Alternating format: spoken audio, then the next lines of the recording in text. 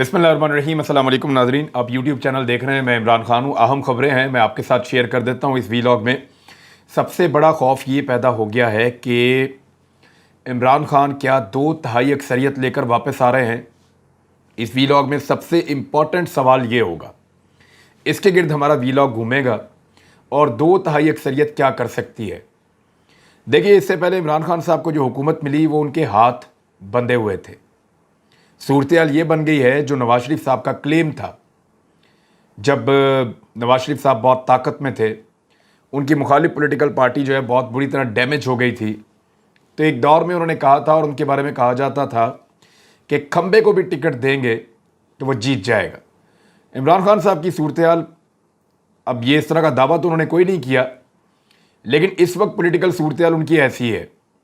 उन्होंने ना सिर्फ अपनी सारी सीटें जीती बल्कि लोटों की 6 सीटें भी छीन ली हैं, और जहां पे उनके पास सिर्फ 9 सीटें थीं वो वहां पर 15 सीटों के साथ कामयाब हुए हैं। 75% इलेक्शन उन्होंने यहां पंजाब में जीता है, और सेंट्रल पंजाब में उनकी जीत की शरह इससे भी ज़्यादा है।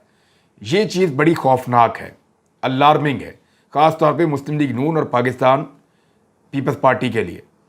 उनको ये नज़र आ रहा है कि अगर अब इंतखाब हो जाता है पाकिस्तान में तो इमरान खान की पार्टी 2/3 अक्सरियत ले लेगी। इससे पहले उनके हाथ बंधे हुए थे, इससे पहले वो बहुत कमज़ोर रहे थे, इससे पहले उनके पास वो ताकत नहीं थी, वो निज़ाम को ठीक नहीं कर पा रहे थे, इस्लाहात नहीं कर पा रहे थे, एहतसाब नहीं कर पा रहे थे, और पाकिस्तान को ठीक करने के लिए उनके पास पूरी मतलूबा ताकत नहीं थी। अब ऐसा लगता है कि इंतखाब हो गया तो वो पूरी ताकत के साथ सामने आएंगे। तमाम पॉलिटिकल पार्टीज इंतखाब से भी डर रही हैं और इंतखाब में जाने के अलावा दूसरा कोई चारा भी नहीं है, क्योंकि जिस वक्त इमरान खान साहब चाहेंगे पंजाब हुकूमत बनाने के बाद वो इनका बाजू मरोड़ देंगे। ऑप्शंस क्या हैं जिनके ऊपर बात हो रही है?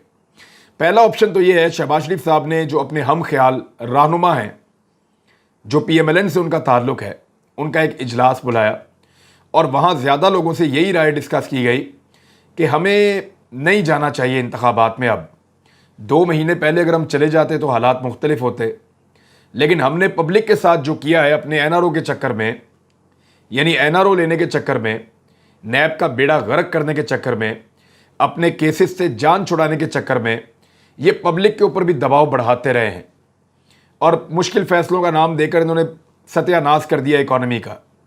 अब ये सब कुछ करने से पहले अगर इलेक्शन में जाते तो शायद लोग PMLN को कहीं ना कहीं वेलकम कर रहे होते, लेकिन पहले ये पाकिस्तान की पार्टी थी, फिर पंजाब की बन गई, उसके बाद अब ये पार्टी जो है वो सेंट्रल पंजाब की बन गई, और अब ये सेंट्रल पंजाब की पार्टी भी नहीं रही। लाहौर के 4 हलकों में से बदतरीन धांधली के बावजूद 1 हलका जीत सकें, बाकी 3 पाकिस्तान तहरीक इंसाफ जीत गई। तो ये बहुत मुश्किल और बहुत दिक्कत आमेज चीज़ है मुस्लिम लीग नून के लिए और PDM की जमातों के लिए। ऐसे में उनको करना क्या है? पहली कोशिश उनको ये करनी है कि 22 तारीख को कुछ भी करें, परवेज़ इलाही को वज़ीर आला पंजाब ना बनने दें, हमज़ा शहबाज को वज़ीर आला पंजाब रहना चाहिए। हमज़ा शहबाज के पास इस वक्त जो नंबर्स हैं 174 पे वो खड़े हुए थे, 4 उन्होंने मज़ीद जीत लिए, एक और चलें वो आज़ाद भी आप मिला लें, तो अगर उनके साथ चला गया वो आज़ाद तो आप 5 समझ लें। अगर उन्होंने 5 और मिला लें साथ तो वो 179 पे पहुंच जाते हैं। इसके बावजूद उनके पास 7 सीटें कम होती है, जबकि पाकिस्तान तहरीक इंसाफ जो है वो ऑलरेडी 188 पर पहुंच चुके हैं। उनकी अपनी स्ट्रेंथ काफली के साथ मिलकर 188 की है। कितनी सीटें या कितने मेंबर गायब हो जाएं तो PMLN को फ़ायदा होता है? देखिए, वो 179 पे है, कम से कम 9 बंदे गायब हो जाएं पाकिस्तान तहरीक इंसाफ के और काफ लीग के, 9 बंदे कम से कम गायब हो जाएं तो फिर जाके दोनों पार्टियां बराबर होती हैं। 9 बंदे गायब हो जाएं तो फिर जाके बराबर होती हैं, और अब 9 बंदे गायब होने वाला दौर तो है नहीं। राणा सनाउल्लाह साहब ने एक स्टेटमेंट दिया है और इस स्टेटमेंट के ऊपर बहुत ले दे हो रही है। इंतहाई नामुनासिब स्टेटमेंट है और वज़ीर दाखिला को ऐसा स्टेटमेंट जो है वो सूट नहीं करता। राणा सनाउल्लाह साहब ने कहा कि 5 लोग गैर हाजिर रहे तो परवेज़ इलाही वज़ारत आला ढूंढते फिरेंगे।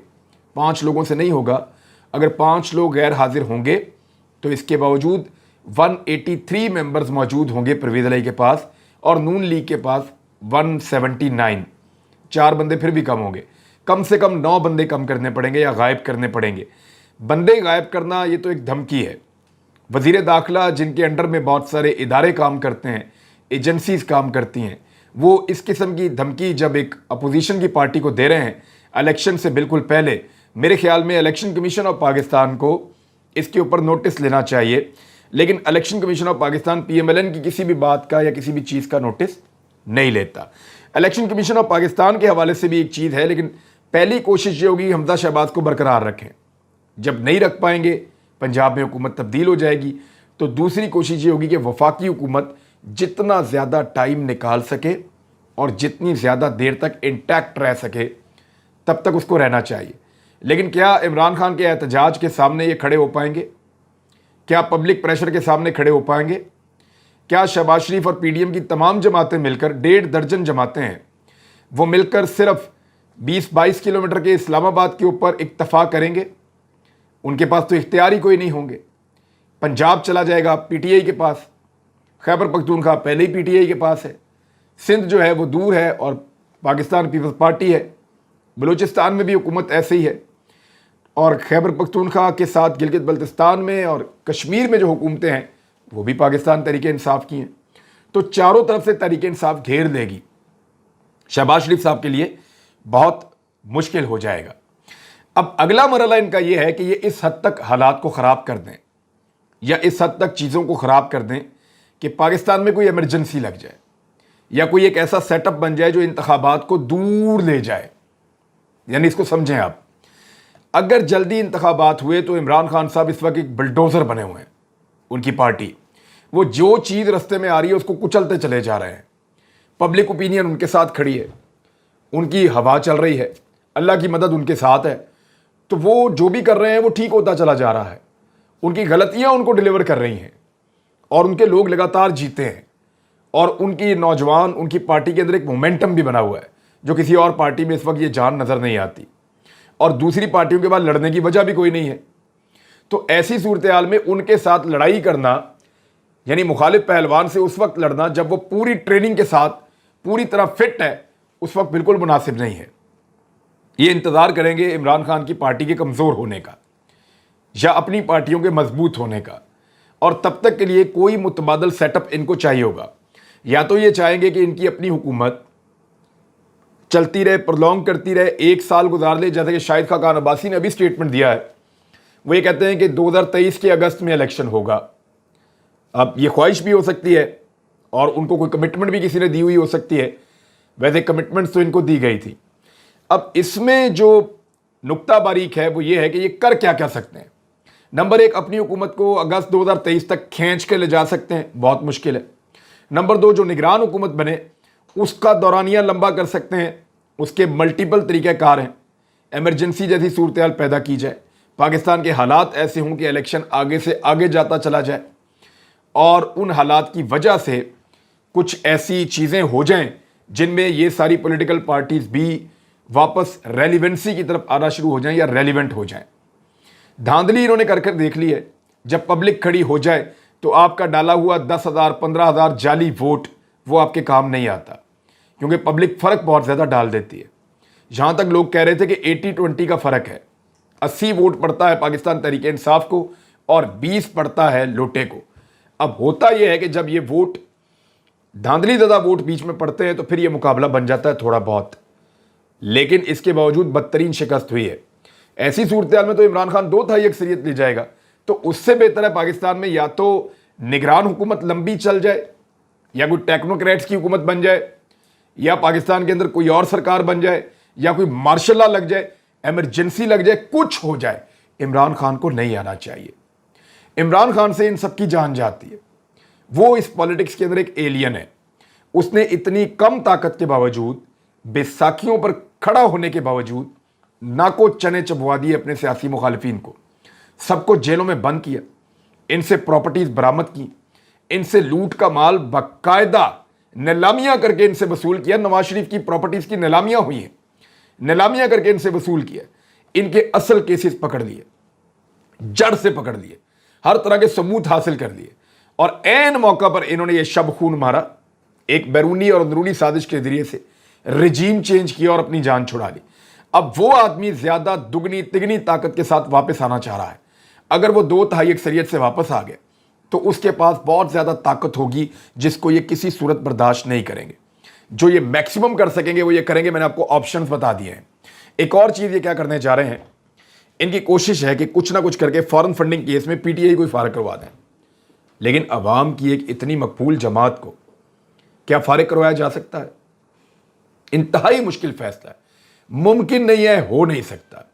और एक और चीज, तौहीन अदालत की एक खबर आई है, खबर मैं आपके साथ शेयर कर देता हूं। यानी जो चीफ इलेक्शन कमिश्नर हैं उनके हवाले से खबर है कि इमरान खान के खिलाफ तौहीन अदालत लगाने जा रहे हैं।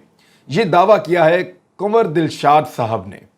साबिक secretary election commission Kanwar Dilshad का कहना है कि चीफ इलेक्शन कमिश्नर का बड़ा फैसला आ रहा है, वो इमरान खान के खिलाफ तौहीन अदालत लगाने जा रहे हैं।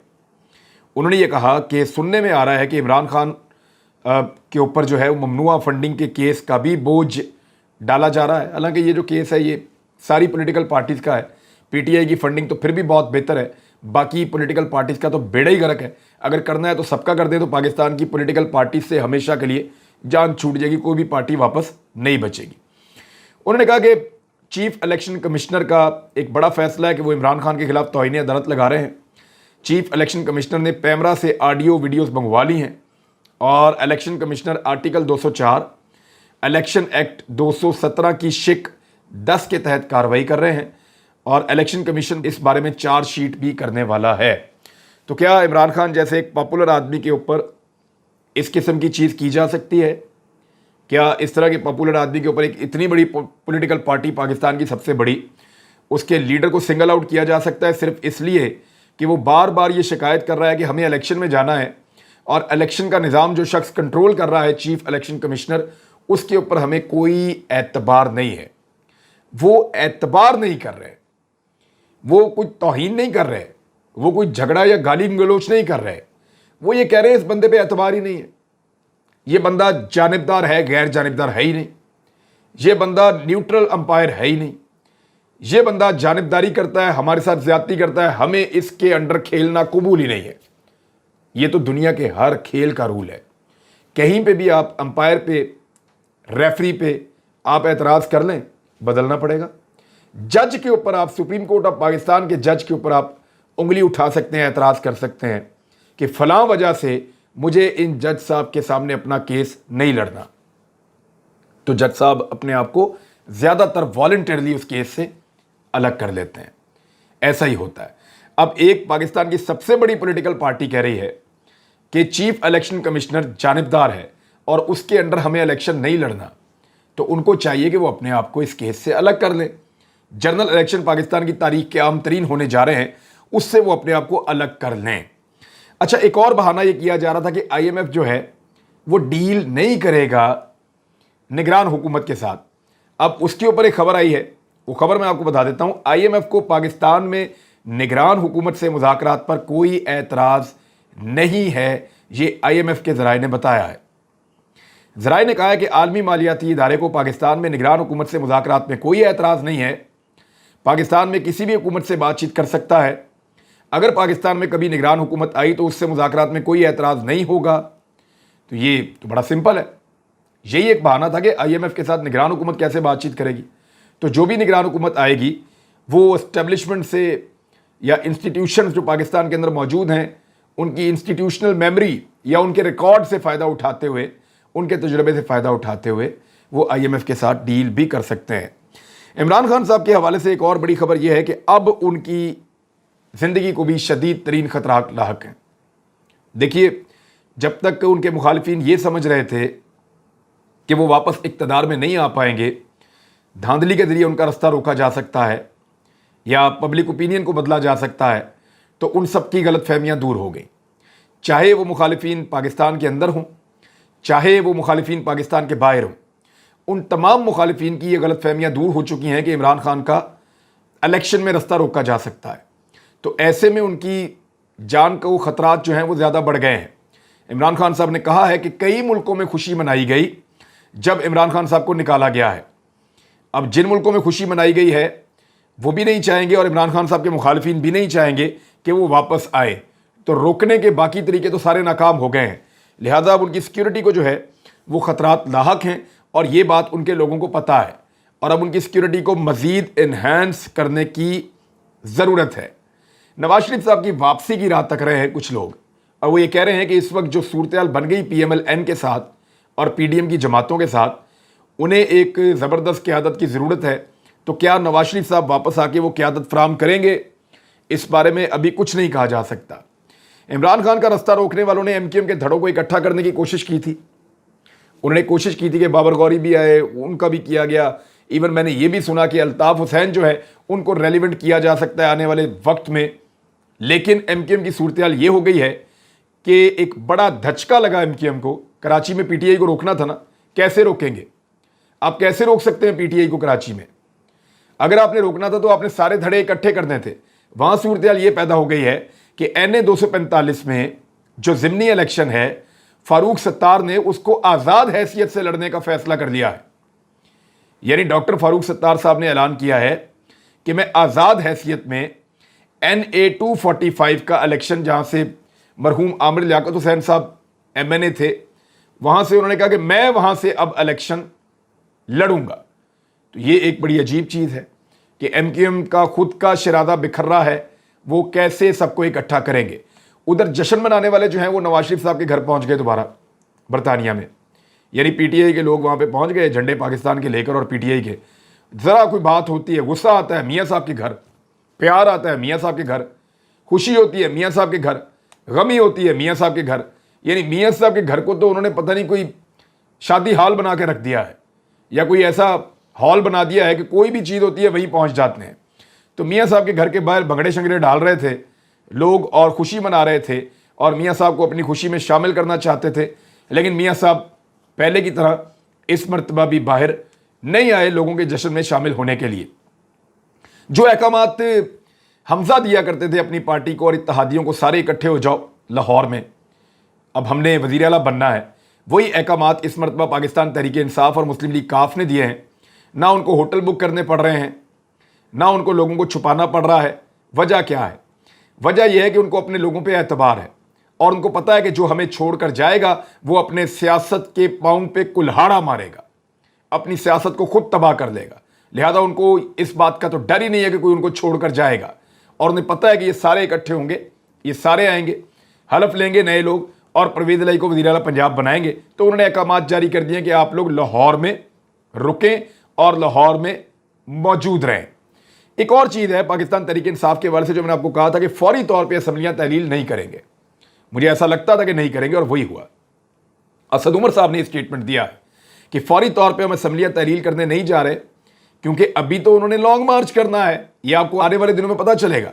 अभी तो उन्होंने ब्यूरोक्रेट्स और पुलिस वालों की तबीयत साफ करनी है, जिन्होंने शहबाज शरीफ की और हमदा शहबाज की वफादारी में जो आम लोगों के ऊपर, खवातीन पे और बच्चों पे जो टॉर्चर किया, जो बदतमीजी की उन्होंने, जो आइन और कानून की उन्होंने धज्जियां उड़ाई, उसका अवामी नोटिस भी अभी होना है। तो इसलिए पाकिस्तान तहरीक इंसाफ कुछ अरसा भी पंजाब में हुकूमत में रहने के मूड में है। तो नाज़रीन, बात बहुत लंबी हो गई, अब तक के लिए इतना ही। अपना ख्याल रखिएगा, अपने इस चैनल का भी। अल्लाह हाफ़िज़।